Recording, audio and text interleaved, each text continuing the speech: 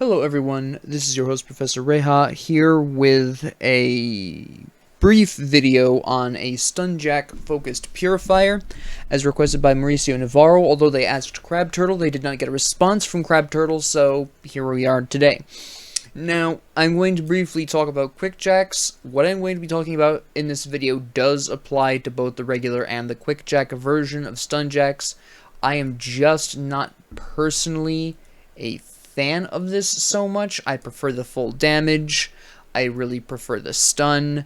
This is a personal preference of mine. If you use Quickjacks, that is totally up to you. I just don't prefer it.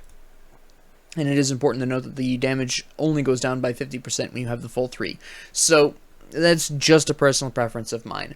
So right on to the main subject at hand, of course, being the Stunjacks. It is important to note that the Stunjacks do not actually get any kind of boost with weapon damage, so you don't necessarily need to be using a two-handed weapon here if you really don't want to. It's fairly unimportant. Now, most of my conversation here is actually going to be about equipment, because how you specifically want to improve your Stunjacks is going to be up to you. However, Flame Touched obviously is going to increase your lightning damage there. Temper is going to increase the physical and internal trauma. You can also go into All's Winds Chosen to increase that damage even more, potentially get a free second Stunjack, and decrease the skill energy cost. Additional points would be Word of Renewal, which is extremely nice for not only healing you, but also giving you increased Aether and Chaos resistance. It increases all of the damage of your Stunjacks, the elemental for the lightning, physical and internal trauma damage. It's a beautiful thing. If we were to really double down on Stunjacks, we would be talking about Deadly Aim here. You're throwing out 6 Stunjacks all at one go. So that is 6 separate chances of inflicting a critical hit, which is just fantastic. Alright?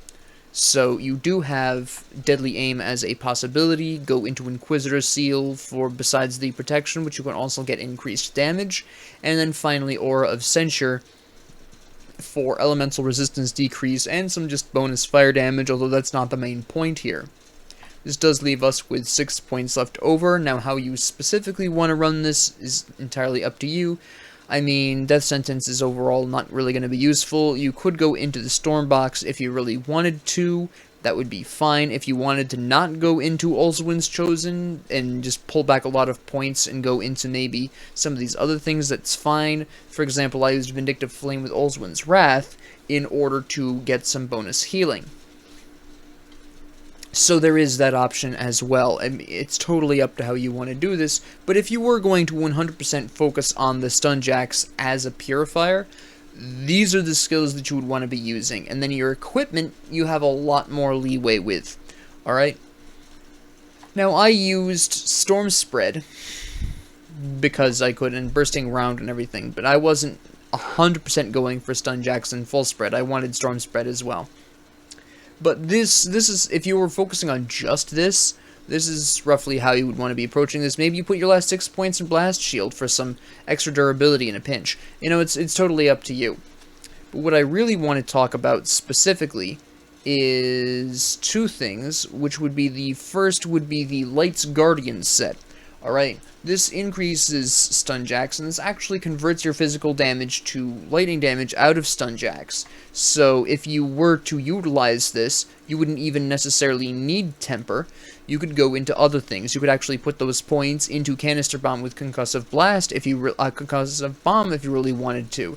And I prefer this one, because you are actually getting a chance to stun rather than Granado, which doesn't provide you with that. So I do have a mild preference for Canister Bomb here. You can throw some Stunjacks, stun them, throw Canister Bomb, stun them again potentially. Again, if they're immune to stun, that doesn't quite matter, but it's something that's a possibility. Alright, but if you do decide to go into the Light's Guardian, just keep that in mind. You also have increases to the Storm Box of Elgaloth. This isn't my favorite skill, so it's something I'm pretty apt to drop at a moment's notice. It's a great skill. Don't get me wrong. My dislike of the Storm Box of Elgaloth has nothing to do with its effectiveness. It's an extremely effective skill. It's just not... I just either forget to refresh it, or it's just not my playstyle. Things like that. With this set, you do get the Storm Shard, which is just gonna fly around and do some bonus lightning damage. It's not really something you need to pay that much attention to. But the actual physical damage converted to lightning damage is somewhat substantial for the set if you really want to. You have, of course, Lightning Tether, which is the additional, the continuation of Stormbox. You do get cheaper stun jacks, but quite frankly, I've never personally had an energy problem with stun jacks a lot of the time. You do get increased armor here, which is really nice. You increase both stun jacks and full spread here, which is a pretty big deal. There is a point here to the Aether damage. I don't necessarily encourage you to do so, but you could go with Stormbox and go into Alagast's Arcane Net if you wanted to splash in some Aether damage. Why I would want to in this particular context, I'm really not sure. The main enemies you're going to have problems with running a pure Stunjack build, especially under the Lightbringers set, is Ethereals.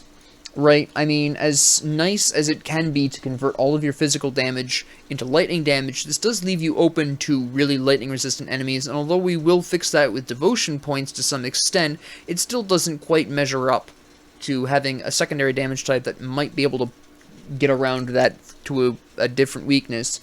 Of course, physical damage is just basically by default resisted by 15% by most bosses, so there is that as well, but again, we could get around that without too much trouble. So, anyways, back to the actual armor set. We have just more increased armor. We have +1 to all Demolitionist and Inquisitor skills, which is really nice. And we just, over here, we have Inquisitor Seal increase and Stun Jacks.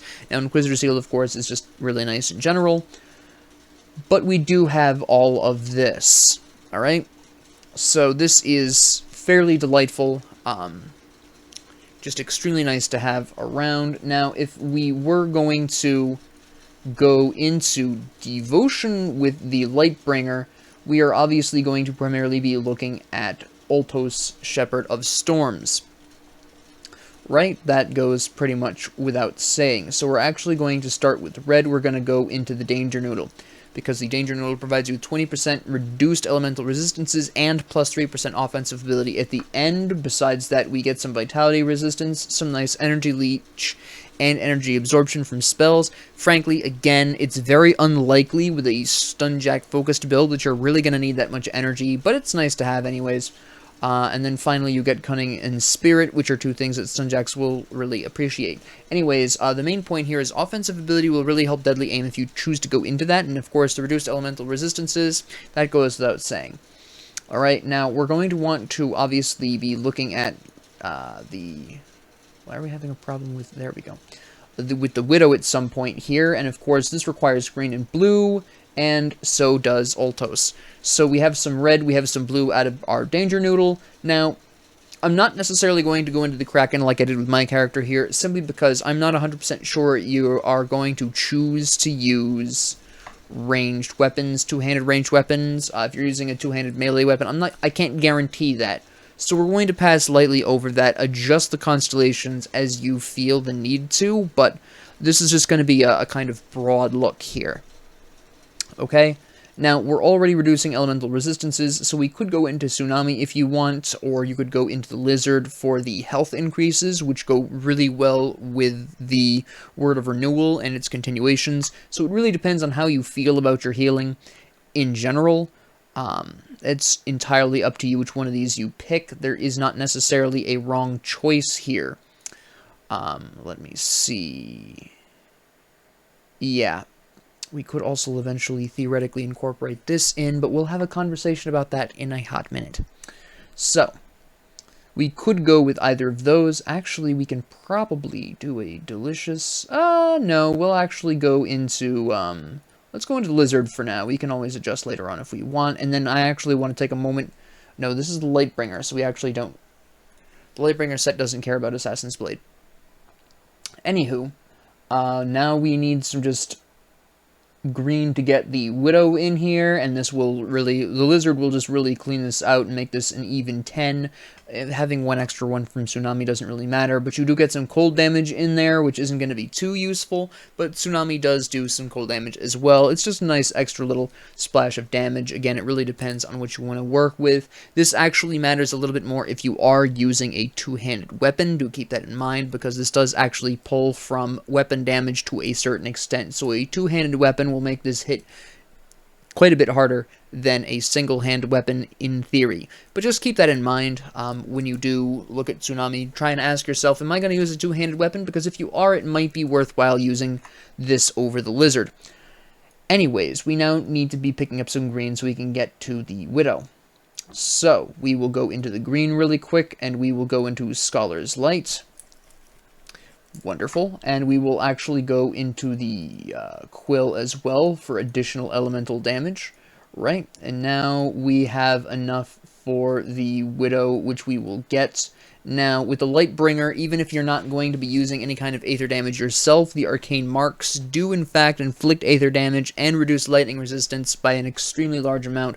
Now, for a pure Stunjack-focused build like this one, this is going to be highly important. With the Lightbringer, we have, of course, Stunjack's doing 100% lightning damage, so it becomes pivotal that we reduce enemy lightning resistance by a large amount, and this is by 35% at max level, which is really nice. I would recommend just putting this one directly onto Stunjacks, because out of all of the constellation skills that you will have access to, this is the most important. So yes, you will also be wanting to get this before you get to Ultimate, so ideally, if this is your first character, you're going to have to go through Veteran and then Elite, so you'll, be able to do all of that. But if this is not your first character, you'll be able to pop right over to Elite and be able to use those shrines to get to this. But as long as you get that before Ultimate, you should be pretty much in the clear. But now we have our 10 blue here. We now just need a little bit more green.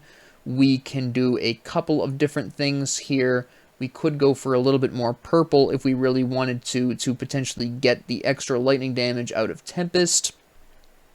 Now, how we would necessarily want to do that, that's entirely up to you. You could work your way for an extra purple here if you really wanted to go through this, the Roari Crown, for the Elemental Storm, go into Tempest for fun. This will give us our last green and a large amount of lightning damage and some other delightful things. This, of course, gives you a random chance to stun targets again, which is really nice. Even more stuns. Everyone loves it. Just lightning damage out the absolute wazoo. It's thoroughly nice. And then finally, we just need a couple of more red points. Now, how you want to approach your red points is entirely up to you. The ghoul isn't necessarily a bad thing. But how effective this is going to be depends entirely on what weapon you're using and things of that nature. So then we have Ultos, and we're just going to go right into Ultos here, right? So, okay, now we have all of this, and we've got a free 9 points. So, you could go into that Tsunami if you wanted to. You could go into the Kraken if you're using a two-handed weapon. You could go into the Hydra if you're using a ranged weapon. I'm not going to tell you how to use your last 9 points, because this is just an overview overall. Again, I don't know what weapon you're necessarily going to be choosing for this. There are quite a few interesting options that I will be discussing later. But you do have this so far. You have 9 points to play with. And actually, if you really wanted to double down on the lightning and aether damage, you could also go into the Wraith. If you really wanted to splash in some aether through just the arcane bombs, that would be a perfectly interesting. That would be an interesting choice. It wouldn't be bad. You would get some lightning damage increases out of it. It would definitely be a little quirkier. But that is entirely up to you how you want to approach that. But let's go back and talk a bit more about the Light's Guardian, or at least some other pieces of equipment you may want to consider if you were using the Mythical Light's Guardian set. The Pyroclasm Mark, this isn't really something that I would consider necessary. If you're using Ulzwin's Wrath, this could be really nice. It does increase your lightning resistance. It does increase your maximum fire and lightning resistances, which is really nice. It does make Vindictive Flame Pure Lightning if you decided to go into that for its potential healing properties. Please note that this will drain a certain amount of its attack damage to the enemy health. I can't maximize this all the way, but you can see that it's not going to be changing. It's 15% the way through, so that's fine. But you do have that as well, and Blazing Fury is just for two-handed things, for lots of weapon damage. You know, it's wonderful. I don't necessarily... this isn't my favorite thing to use in this context, but it's something to at least consider, right? The Mythical Quickening Gem is pretty much a necessity. You can actually, if you're willing to farm for 2 of these, you can equip 2 of these. That's just a great time. That is +4 to full spread and stun jacks, +4 to storm box if you choose to go into that. That's totally up to you. But doubling up on Mythical Quickening Gems would be a very wild ride. Really, the only stat that I think you wouldn't really need, again, energy regeneration, unless you're really going gung-ho with other abilities. Like, for example, if you decide you did want to go into Canister Bomb or Granado with the lightning versions, then yeah, I could definitely see some energy regeneration being needed there. But that's, again, how you want to go. Now, for weapons, you have a bunch of choices, because you'll notice that the Light's Guardian set does not include any weapons at all, so you're pretty free to utilize whatever weapons. So you do have the Mythical Storm's Edge, which increases stun jacks, increases lightning tether, gives you a random lightning bolt of doom. This is pretty nice, pretty standard, of course. You also have pants here. I believe I've got these out of order. I do. I can see up at the top there that I do not have these in order. Okay, but we also have the Mythical Storm Cage leg guards, which increase full spread. They don't actually do anything for the Inquisitor in general, but these are the highest damage lightning pants that increases stun jacks or full spread that are available to you. So for just that reason alone, if you really wanted to go into that's fine. Also, the retaliation damage works really well with Inquisitor's Seal, obviously, so you do also have that benefit as well. So, you know, you've got the that potential right there. So you do have this, and that is, you know, absolutely fantastic. Just basically, that's it. You're basically just running this for the lightning damage, the retaliation damage if you're using the Inquisitor's Seal. Then you have the Mythical Cerulean Shard. Again, Amulet increases stun jacks, gives you Lightning Nova, which just farts out some lightning around you when you're when you attack occasionally. I was thinking of the other one that does the on-hit one. That's a different item. This one is actually fairly interesting for Inquisitors if you are going into firing off shots, like if you want to go into Storm Spread or you want to use just a non-lightning gun. You can convert that piercing damage into lightning damage right here. It's not supremely important, but it's a possibility. Now, personally, for a full Stunjack build, Mythical Spark Bolt Arbalist is probably going to be your best bet. Not only does it just launch stun jacks just randomly out of you, but it also gives you +2 to all of your skills, which for the +2 to all your demolitionist skills. So even if you're not using Canister Bomb, even if you're just using good old Ulzwin's Chosen, you can see that that's going to continue to increase the total damage modified. That will also increase these, of course. This will increase Flame Touched, and even if you're not using the Light's Guardian, this will also increase Temper if you're using that as well. So you do have that, and this is probably one of your better options there, especially if you are going to go into some auto attacks, if you decide to splash into Fire Strike, or you decide to splash into Storm Spread. You do have that as well. The actual Arbalist itself does pure lightning damage, so everything that you're increasing lightning damage with is also going to boost your shots. So you do have this as well. A little bit better for Shaman, but, you know, we're talking about those Stunjacks. Now, this is another melee weapon that you could consider. which is, you know, fine. Lightning tether increase, stun jack increase, that's perfectly alright. Potentially huge increase in lightning damage, and this is where it becomes, this is fairly interesting because you do have, you know, stun jacks doesn't pull weapon damage at all, so you can actually utilize this. You'll notice that this is increasing lightning and electrocute damage by more than any of the other weapons we've talked about. Well, other than this, the Arbalist there, but the Storm's Edge here only does 171. This is a two-handed weapon, so this makes more sense for it to increase by this much. The electrocution damage is a different story altogether. But this one is just, for a single-hand weapon, increasing this by a larger amount than your other major single-hand weapon option. So if you are going to go with single-hand weapons for a Stunjack focused build, I would recommend the Sparkstone Scepter over the Storm's Edge, simply because it does boost lightning damage more, and Stunjacks don't care what weapon you've got. You also have the Storm Trap, which does have some points here. It increases it about by the same amount with increased duration of weapon damage. Really, it comes down to whether or not you're using Lightning Tether. Skill cooldown reduction is nice. I'm not as fond of the Wind Devils, so this is why I don't personally prefer this as much. Again, this is a personal preference. I'm not a big fan of Wind Devils. Purely personal preference. This does increase the electrocute damage that you're going to be doing, so there is that, if you want to consider that as well. But between these two, they're pretty similar. This one is probably, in terms of pure effectiveness, slightly better, in all honesty. But, I mean, you've got energy regeneration there. You've got offensive ability on both. This one is just a % increase. It really comes down to your preference. I objectively, this one is better by a little bit, but I just personally don't like Wind Devils. Then we have the Storm Step Foot Guards, which of course increase lightning damage. They increase stun jacks. They shoot out lightning spheres when you're slapped, which is always nice. Reduce freeze duration, which is pretty important if you're single player. It's pretty important in multiplayer, but way more so in single player.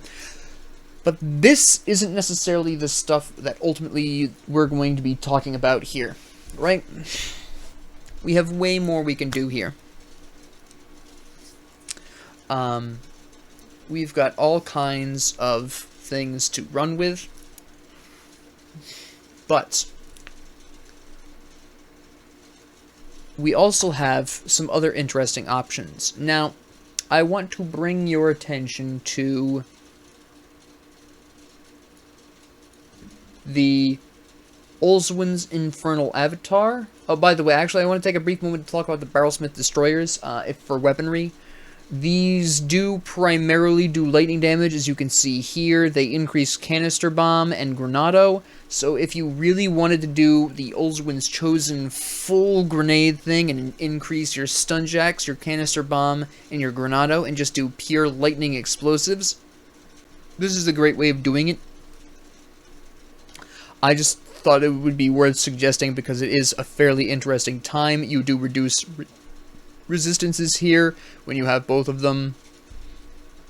You get to throw them a bit more often because the skill recharge of Canister Bomb is lowered, and for Granado as well. They're both cheaper. Canister Bomb does even more lightning damage. It's just a magical time. You get random duelist fires, essentially, which is just really nice.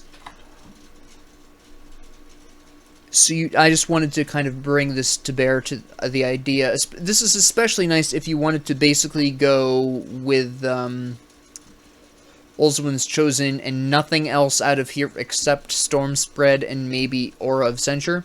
Now, whether or not you want to go into that, again, that's your choice. Probably not my favorite way of approaching a pure Stunjack build, though, but it was worth mentioning considering Olswin's Chosen and the cohesiveness of that. It was just worth a mention. But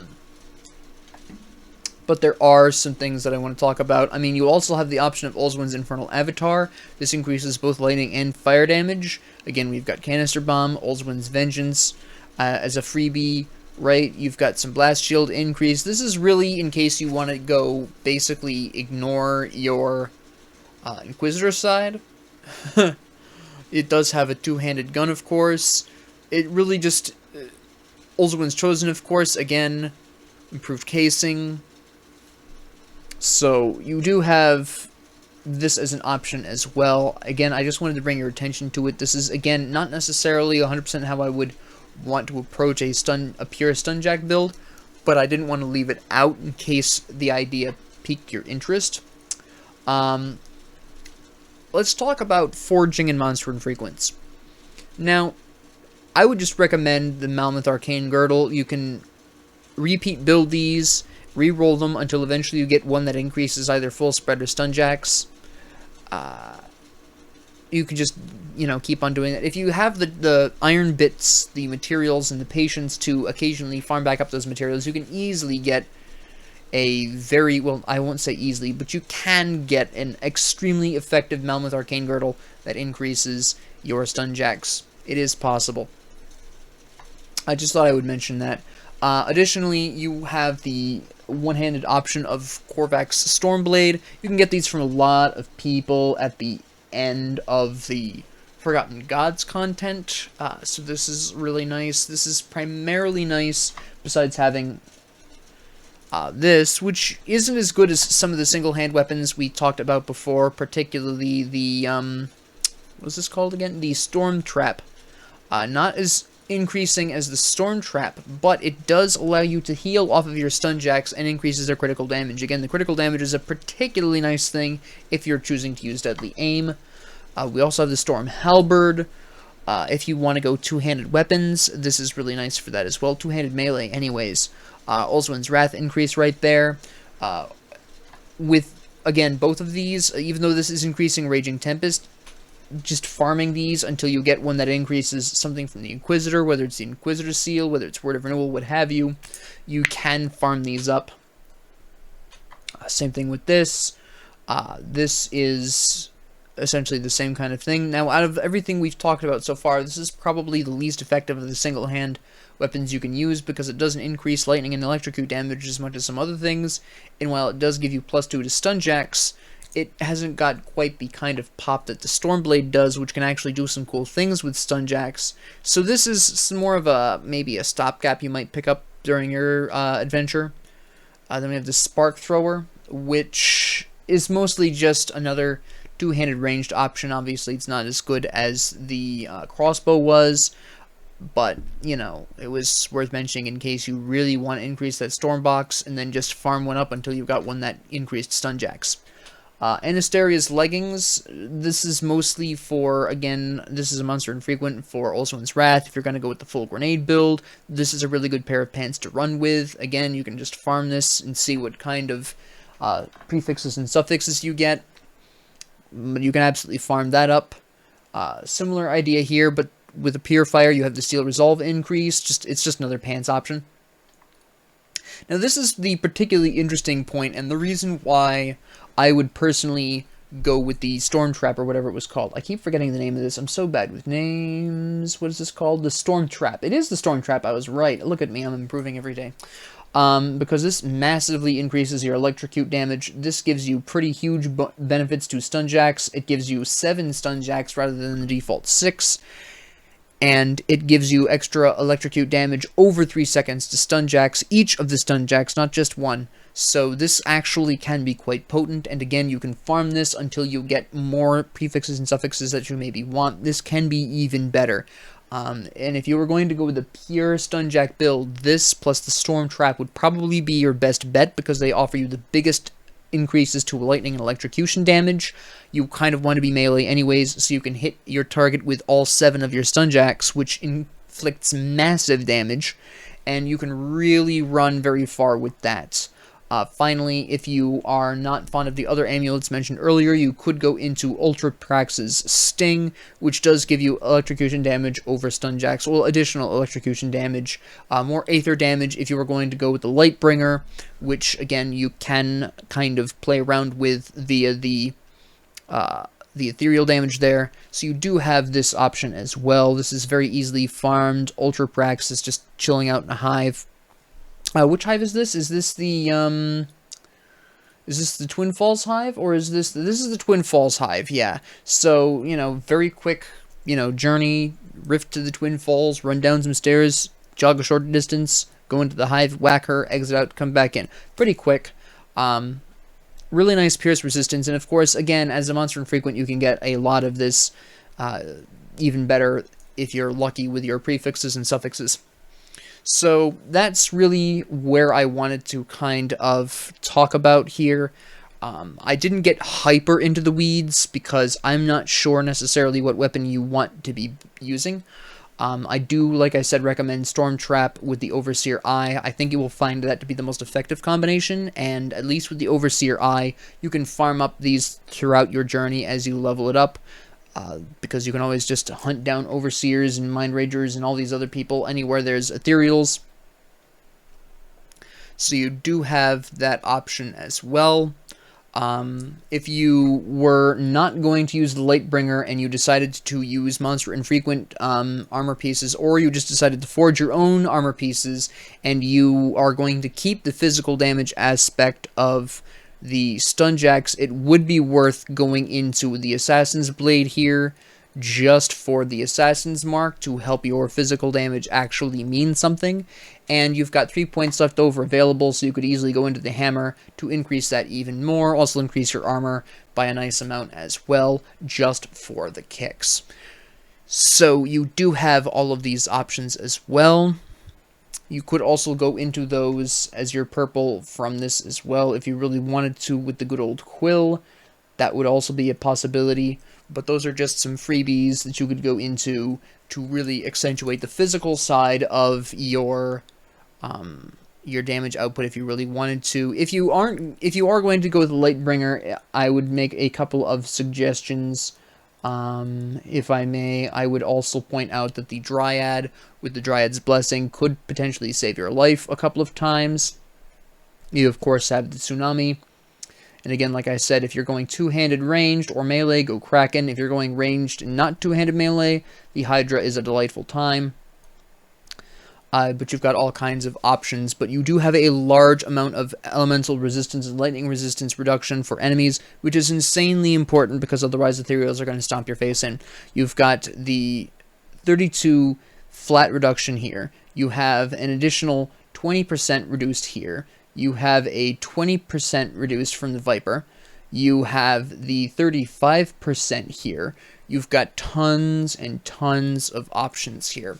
So, again, I am leaving this somewhat to your interpretation because, personally, I don't like being told you must do this, this, this, this, and this for your build. I don't like hyper-specific builds. It's just not how I play.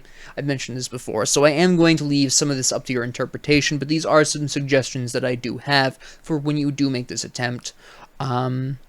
So I hope you enjoyed this. I hope you found this valuable, and have a great 24 hours. Please enjoy.